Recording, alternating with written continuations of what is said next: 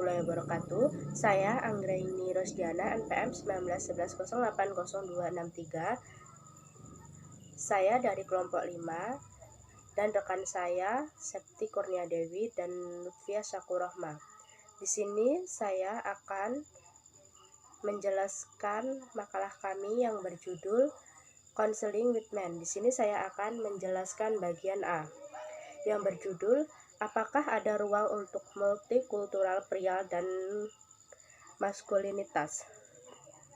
Terlepas dari kenyataan bahwa hidup dalam masyarakat yang tampaknya didominasi oleh laki-laki dalam posisi yang kuat, kenyataannya adalah banyak individu laki-laki tidak merasa diberdayakan dalam hidup mereka, dan kelompok besar laki-laki terpinggirkan oleh masyarakat yang lebih besar. Selanjutnya, warisan saat ini dan sejarah berbagai bentuk penindasan mempengaruhi pria dan wanita. Pengalaman awal yang menyakitkan dan seringkali traumatis tentang kehilangan dan perpisahan yang dibayangi oleh ekspektasi masyarakat akan pencapaian kekuatan dan ketangguhan dapat membuat pria merasakan konflik, kecemasan, dan kebingungan. Karena peran tradisional laki-laki mengharuskan laki-laki untuk menyembunyikan emosi yang lebih rentan, laki-laki seringkali hanya memiliki sedikit jalan keluar yang disetujui secara sosial untuk ekspresi emosional dibanding dengan wanita. Pria mencari bantuan psikologis dengan tingkat yang lebih rendah.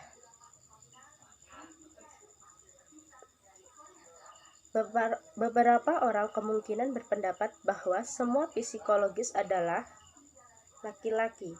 Lagi pula, kebanyakan penulis dan peneliti tentang konseling hingga saat ini adalah laki-laki. Laki-laki secara tradisional dipandang sebagai representasi kemanusiaan. Dengan demikian, laki-laki dan karakteristik mereka telah menjadi objek penelitian psikologi.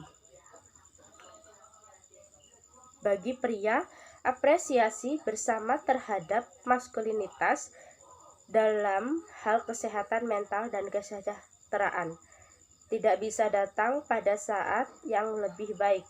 Ada perubahan besar dalam mengekspektasi masyarakat terhadap pria.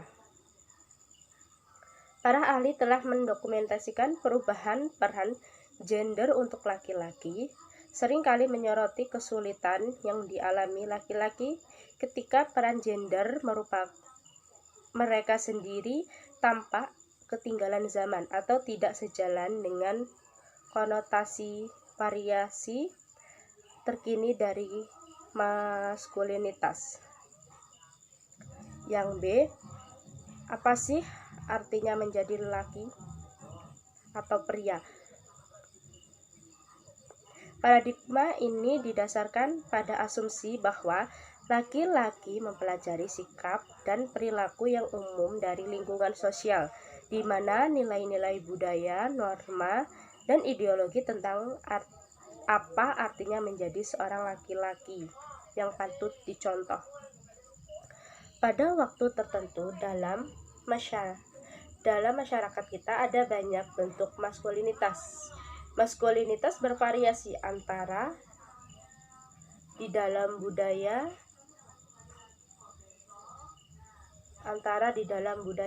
penting untuk mengenali variasi yang luas dalam budaya laki-laki ketika banyak identitas dipertimbangkan. Secara sekarang umum untuk menggunakan istilah maskulinitas untuk mencerminkan berbagai konsepsi peran gender laki-laki yang mungkin ada berdasarkan orientasi seksual dan wilayah geografis. Itulah yang dapat saya jelaskan. Untuk materi selanjutnya akan dijelaskan oleh Septi Kurnia Dewi. Sekian, terima kasih. Wassalamualaikum warahmatullahi wabarakatuh. Selanjutnya C. Masih mencari hasil dari maskulinitas. Konstruksi sosial maskulinitas menunjukkan bahwa langganan ideal dominan maskulinitas tidak linier atau tidak berlawanan. Kebanyakan pria disosialisasikan untuk mengadopsi cita-cita, perilaku, dan sikap tertentu. Namun, ideologi maskulinitas yang dominan ini seringkali memiliki konflik yang melekat secara historis.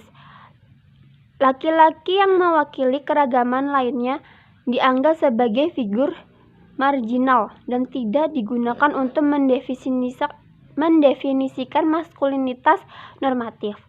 Oleh karena itu, laki-laki sering menemukan diri merasa sedang bernegosiasi antara cita-cita dominan yang secara inheren mengecualikan mereka atau tidak menganut dominan ini karena terpinggirkan. Misalnya, dalam komunitas ras, etnis, atau kaum gay, laki-laki dapat mengembangkan bentuk perlawanan dalam tindakan dan sikap menentang ekspektasi maskulinitas dominan. Selanjutnya, D. Kekuatan berbasis tentang pengembangan model mental pria dan maskulinitas. Konstruksi ilmiah ini telah memberikan lensa tajam untuk memahami konstruksi sosial maskulinitas dan penyempitan yang dipaksakan oleh gambar tradisional maskulinitas. Penelitian varian dalam bagaimana laki-laki dari latar belakang etnis dan ras yang berbeda dan orientasi sosial yang mendefinisikan maskulinitas. Meneliti secara empiris perilaku mencari bantuan laki-laki dan keengganan relatif untuk memanfaatkan layanan kesehatan mental dan memberi peningkatan kesadaran tentang seksisme dan homofobia laki-laki serta masalah laki-laki dan laki-laki yang berkaitan dengan gender. Masalah klinis dan masalah presentasi.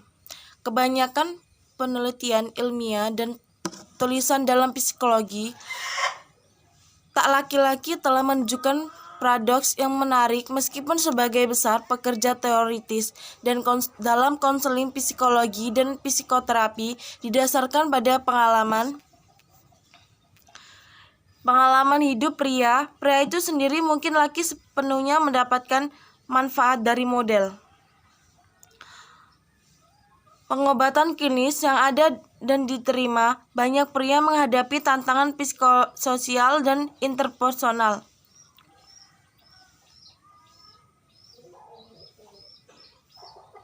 Yang unik terkait dari perilaku pria, peran pria, misalnya beberapa ayah melaporkan tekanan sosial untuk menjadi pencari nafkah keluarga, sementara pada saat sama semakin diharapkan untuk mengasusilikan ketertiban interpersonal yang lebih besar sebagai ayah, mitra, dan rekan kerja dengan cara yang sering tidak didorong melalui pengalaman sosialisasi maskulin tradisional. Banyak pria memang menderita depresi dan gangguan terkait kecemasan, tetapi seringkali hal itu diwujudkan dalam bentuk kecanduan, kekerasan, konflik antar pribadi, dan mudah tersinggung. Meskipun banyak pria mengalami keprihatinan dan kesulitan yang dapat diatasi dalam konseling, banyak pria mungkin juga mengalami kesulitan mencari bantuan.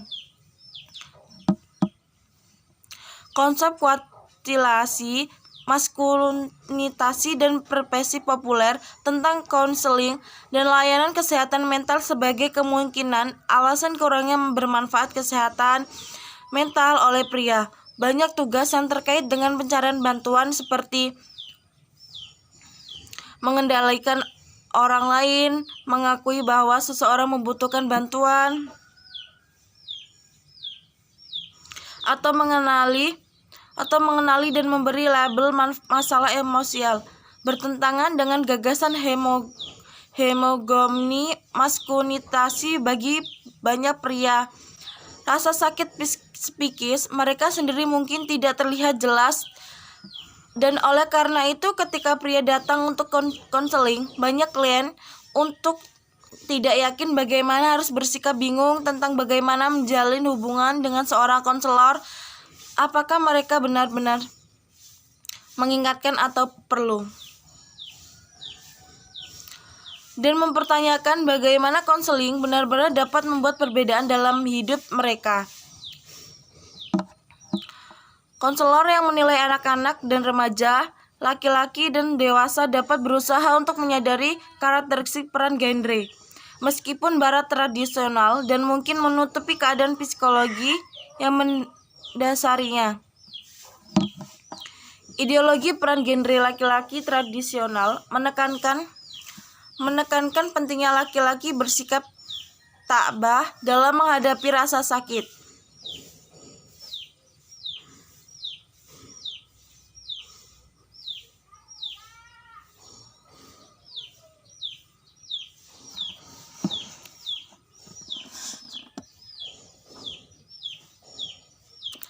Satu, pria dan pelecehan. Meskipun pikirannya pelecehan seksual terhadap anak laki-laki sangat bervariasi.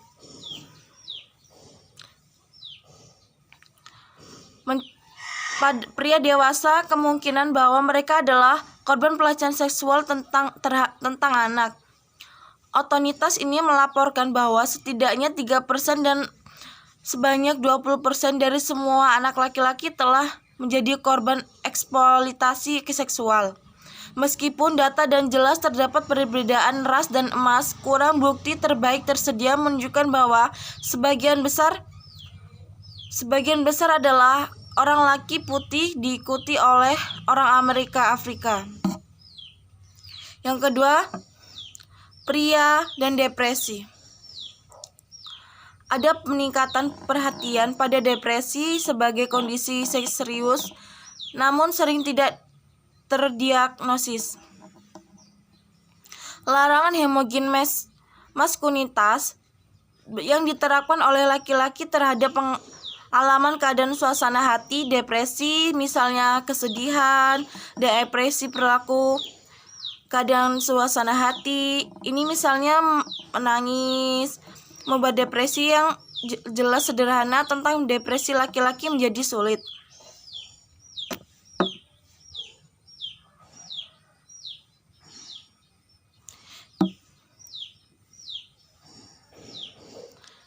Yang F, sikap proaktif pria dan